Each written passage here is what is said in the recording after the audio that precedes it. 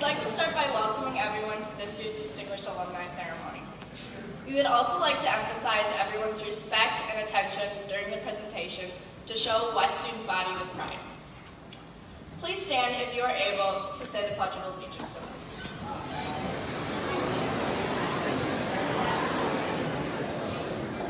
I pledge allegiance to the flag of the United States of America and to the republic for which it stands, one nation, under God, indivisible, with liberty and justice for all. It is our greatest pleasure to announce this year's Distinguished Alumni and today's guest speaker is Chaplain Major General Stephen Schaick. He's the epitome of a distinguished individual and someone that all of us can learn something from. We are inspired by Chaplain Schaick's influence, and we know that you will find your own connection to his story. Thank you for celebrating Chaplain Schaick and Oshkosh West with us today. Before we begin, we would like to take a moment to reiterate what it means to be a distinguished individual. Being distinguished is defined as someone being successful in their lives as well as having dignity and great respect for others. If you are a member of the Distinguished Alumni Committee, please stand at this time.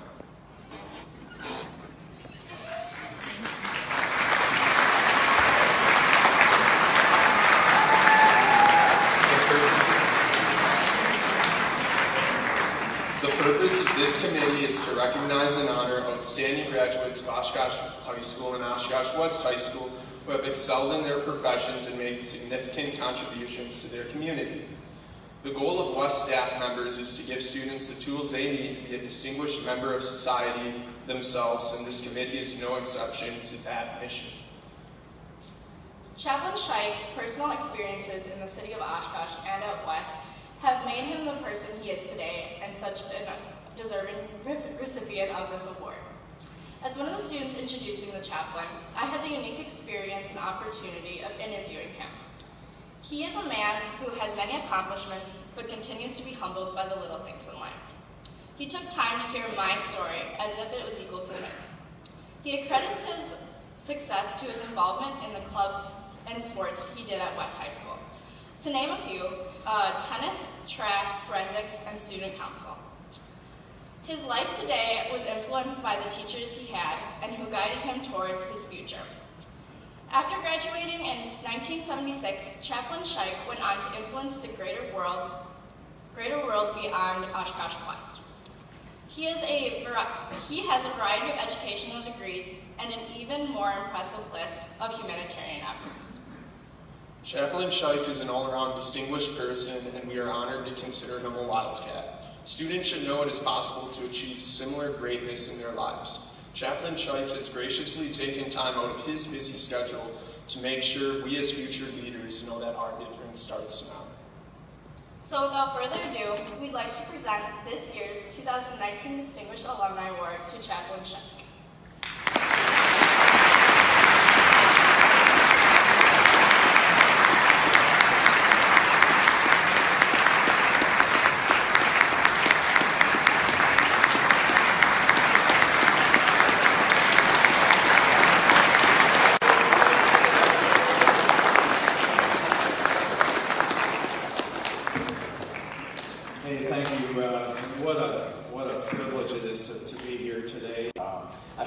I hope this venue is getting you out of something you didn't really want to do, like maybe a calculus class or something that, yeah. So anyway, I'm here for you. Thanks for being here. You humble me deeply, Mr. Beaulieu and Ms. Wirch. Thank you for your leadership in this whole coming together of the Distinguished Alumni Award Program. Mr. Schaick, thank you for the nomination. You just continue to amaze me in so many ways. Mr. Schaick, as many of you know, served in the military for about 9 years and is making a difference every day in our community. Distinguished Principal, thank you for your leadership here. What an amazing school this continues to be, and I'm proud to be part of its story. My incredible wife Denise is here, and Denise, why don't you stand and take about this. This is the most important person in my life right here.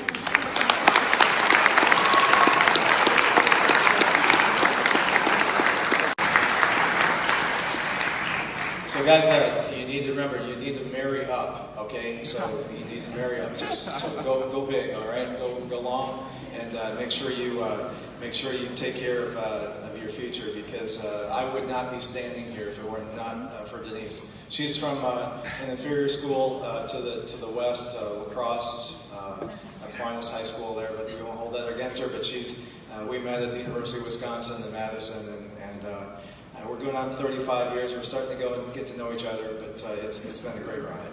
And she has followed me around my entire career, and so we're in our 20th house. We've lived in 20 different houses since we were married 35 years ago, and she turned wooden structures into homes for me and our two kids.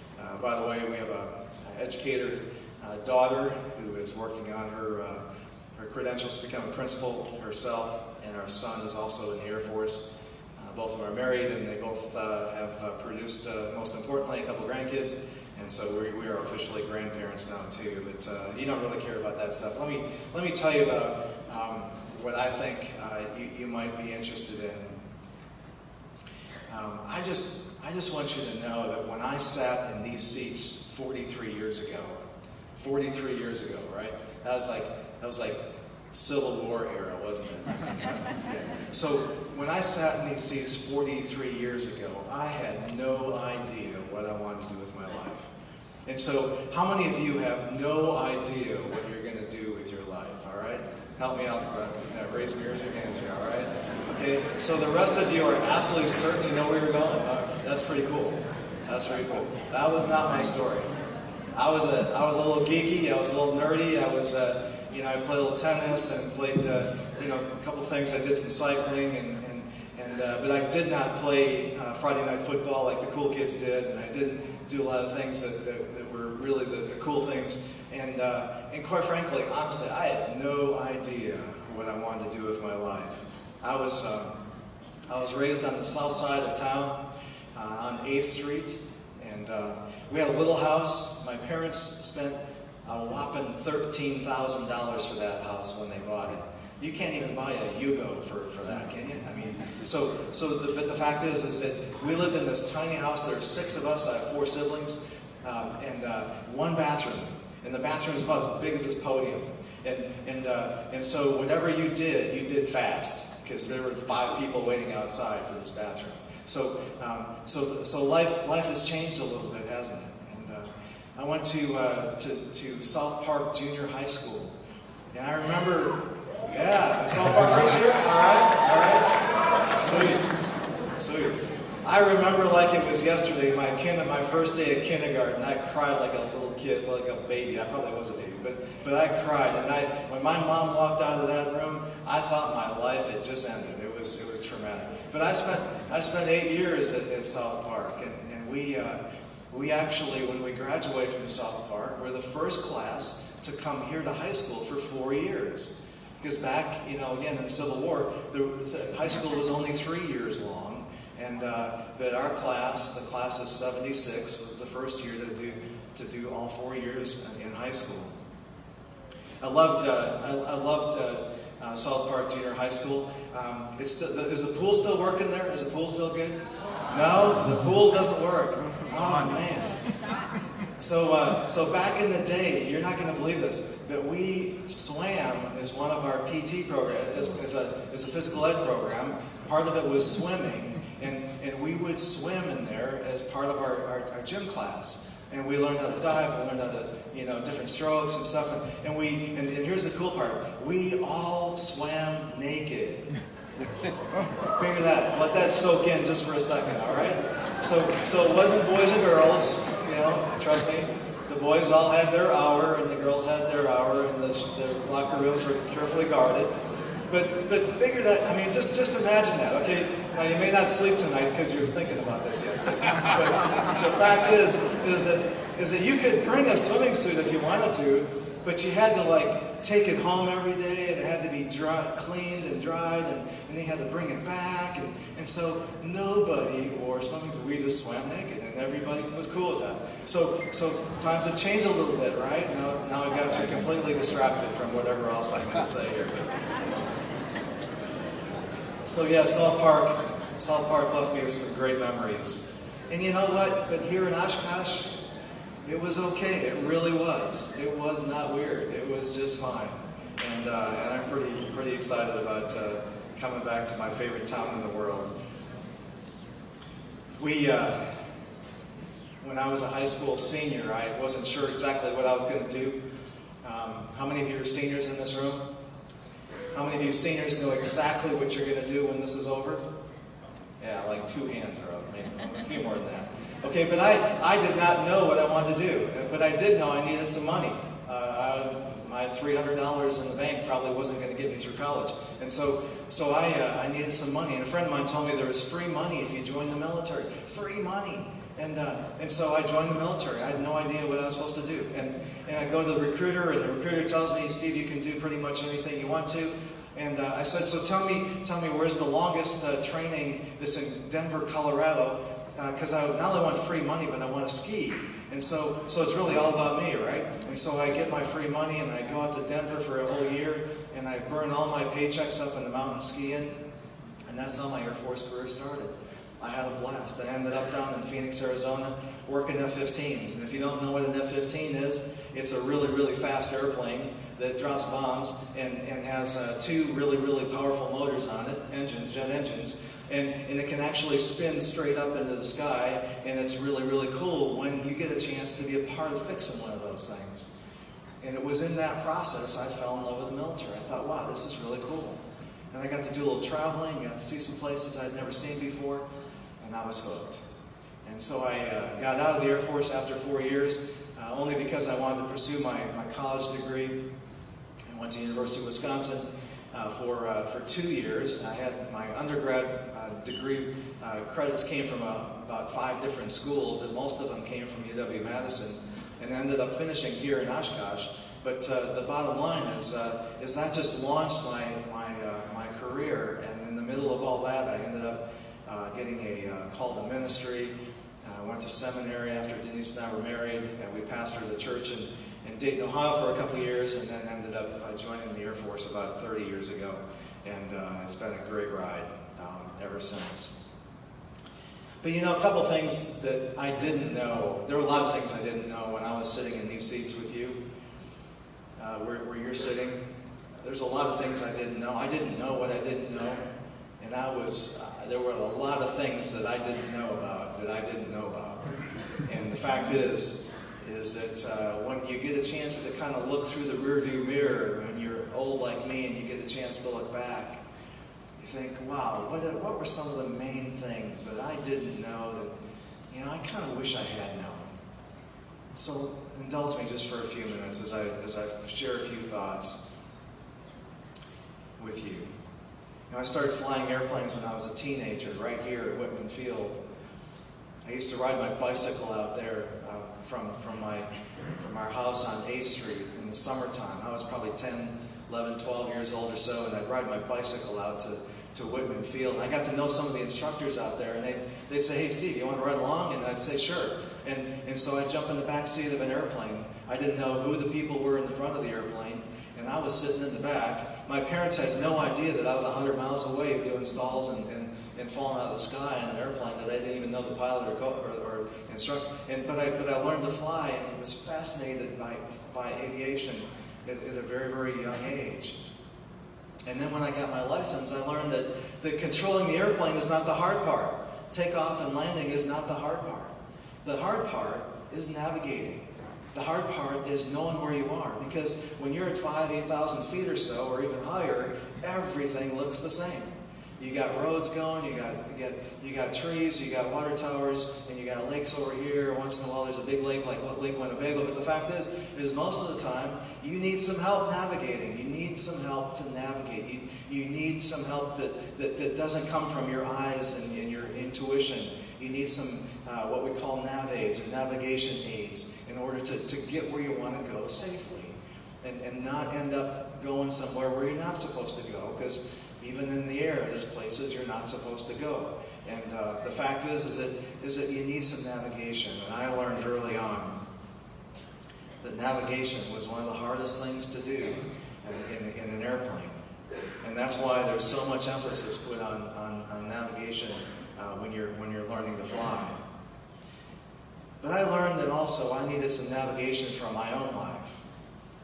And again, as an old guy looking back at 43 years ago, I kind of developed this rule, if you will, and some other people kind of helped me develop it along the way. But one of the rules one of the navigation aids I wish I had had when I was sitting in your seat was what I affectionately call the grammar rule. The grammar rule. And here's how the grammar rule works. If what I'm about to do isn't something that I would take a lot of joy in explaining to my grandmother, I probably shouldn't be doing it. The grammar rule. And along with me swimming naked in the pool at South Park, I want you to think about that.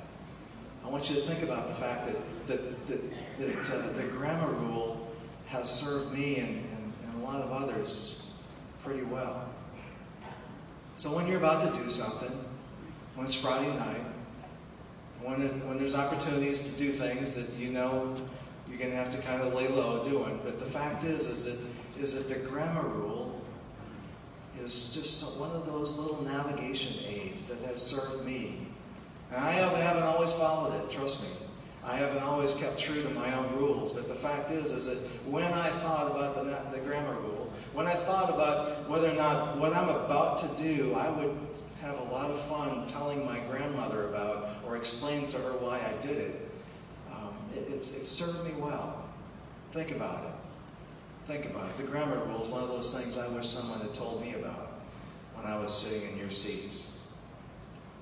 The second thing I want to share with you real quick here is that, trust me on this one, you will be remembered more for what you give than what you get or accomplish. You will be remembered when all this is said and done. When one of you is standing up here, a couple of you are standing up here someday, you'll be remembered more for what you gave and how you were generous with others than what you got, what you earned, and what you somehow accomplished. One of the great privileges I had as a military chaplain is to serve at Arlington National Cemetery. Many of you have been there. How many of you have been to Arlington National Cemetery? Yeah, you know what I'm talking about. My wife volunteers there on a regular basis right now. I did 800 funerals at Arlington National Cemetery over the course of 3 years. 800 times I heard a eulogy. 800 times I met families. 800 times I heard another story about a hero of our country who was laid to rest at Arlington Cemetery. And in listening to 800 eulogies, you kind of start to get some clues about what's important in life. And never once did I hear the loved ones, the spouse or the children say, I wish my dad had been promoted one more time. I wish my dad had made just a little more money. I wish my dad had gotten that job. And I wish my dad or mom had done this or that. No, because what matters in the end is your own sense of generosity, what you gave and not what you got. I remember one funeral in particular. It was for a 4-star general. And I'm a very junior captain chaplain, and I'm doing this funeral for a 4-star general, and it was a pretty big deal for me. And there were 2 other 4-star generals who were friends of the now deceased 4-star who were eulogizing their friend. And so these 2 4-star generals were up at the podium, and they were one at a time taking turns kind of telling about how well they knew this guy, how well they interacted, and they're telling these fighter pilot stories, and they're telling stories about war, and they've got the audience laughing, and it was a great moment, and it was like one 4-star was trying to outdo the other 4 stars. They were talking about this now deceased friend of theirs. And after this went on for a few minutes, a 12-year-old granddaughter stood up to the podium. And she said, my grandpa and I used to play hide and seek. And now all of a sudden nobody's laughing. Everybody's listening to this little granddaughter. And so this grandfather who would play hide and go seek with his grandkids was famously known for hiding under the dining room table. Now, you can hide kind of, sort of, under the dining room table, right? I mean, there's chairs and stuff you got to kind of push out of the way, but it's not a really great hiding place, but it's probably better than nothing. But this little 12-year-old girl told about her grandfather, who is an absolute military hero, a 4-star general. You don't go any higher than 4 stars. This guy was known and will be known in history books as one of the most accomplished military officers in the history of the United States of America. And now this 12-year-old little girl, his granddaughter, is telling about how instead of sitting in the living room with the adults telling war stories, he's playing hide and go seek with his little granddaughter. You see, you will be remembered mostly for what you gave, the ways in which you were generous, the way you create memories with and for other people than what you accomplish or what you got in life. So the grammar rule number 1, number 2 is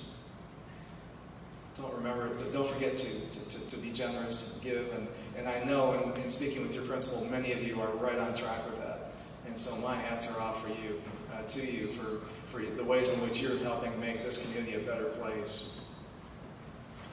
And so number 3, let me just close with this. You have no idea, and I guarantee you don't, you have no idea what a special place Oshkosh, Wisconsin, and more specifically, Oshkosh West High School is. I'm pretty sure none of you have the context that I've gained in 43 years. This is an amazing place to grow up. And I hope that sinks in just for a second. You are blessed. You are absolutely blessed. Oshkosh is known for a lot of things, and not the least of which is its innovation and its technological advances. There are the fingerprints of Oshkosh are all over the world. Next week, a week from today, I'll be on my way to Kuwait, and I'll be traveling around the Middle East. And everywhere I go, I guarantee you, because I look every time I'm in a foreign country, I will find an Oshkosh truck. And the other thing that I'm going to be finding wherever I go are kids. Kids who grew up in Arab countries and kids who grew up in European countries. Somewhere in that whole mix is going to be an Oshkosh Bagosh overall. I guarantee you. But even more importantly, this is a place that has a soul to it.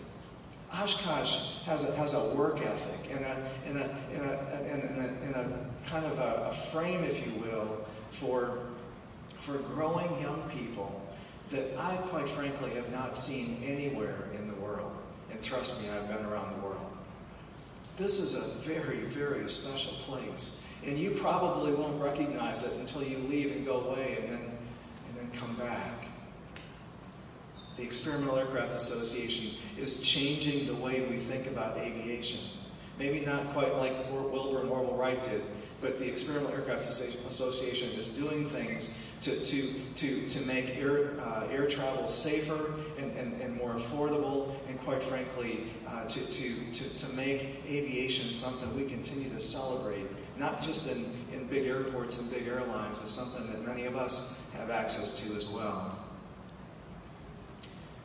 You see, that fundamental stuff here in Oshkosh is good stuff. I got it from my parents. I got it from my church. It was reinforced here in the community, and it was baked into me in this high school. You don't have that perspective yet, but I'm here to tell you someday you will. And so if you pray, you might want to just say a prayer of thanks for being able to be raised in an amazing place like Oshkosh, Wisconsin, and study at an extraordinary school just like this one. So with that, let me just close and say thank you once again, all of you who are a part of this this nomination process and getting me here today. Denise and I are absolutely honored to be here. My little brother Jim is here, proud of him too. He's an amazing dude. But thank you, each and every one of you, for who you are, for what you're becoming, and just remember, consider, if you will, the grammar rule. Consider the grammar rule. Just let that soak in just a little bit. Consider also that what you give in the end is going to be far more important than what you get or accomplish. And give a word of thanks for the great privilege of being raised and growing up in this amazing place. It may not seem all amazing right now, but trust me, the further you get away from it, the more amazing it's going to look. Congratulations to each of you and all that God has planned for you. God bless you all.